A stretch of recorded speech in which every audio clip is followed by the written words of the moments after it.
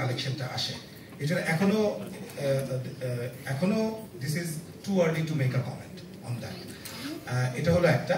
আর 2 নম্বর হচ্ছে ওইটাতে একটু আসি, শাকিব ভাই যেটা বললেন ঠিকই বলেছেন। আসলে সিনেমাটা কেন দেখতে হবে, দেখেন আপনি হিন্দি সিনেমাতে আপনি অথবা হলিউডের কোনো ফিল্মেও আপনি অনেকগুলো সিনেমায় একই ধরনের লুক আপনি পাবেন, কিন্তু ইনফ্যাক্ট আপনি যদি বলেন জন উইকে কিয়ানো রিভসের লুক, আবার রণবীর কাপুরের অ্যানিমেলের লুক, তুফানে শাকিব খানের লুক, আপনি মিল তো পাবেনই।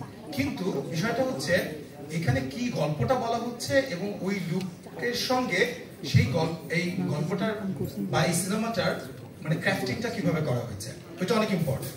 সো এটা আপনাদেরকে আমি অ্যাসিওর করতে পারি, যেহেতু কলকাতায় রিলিজ হচ্ছে, আমি জানি কলকাতার দর্শকরা অনেক চমৎকার দর্শক, তারা গল্প ভালোবাসে।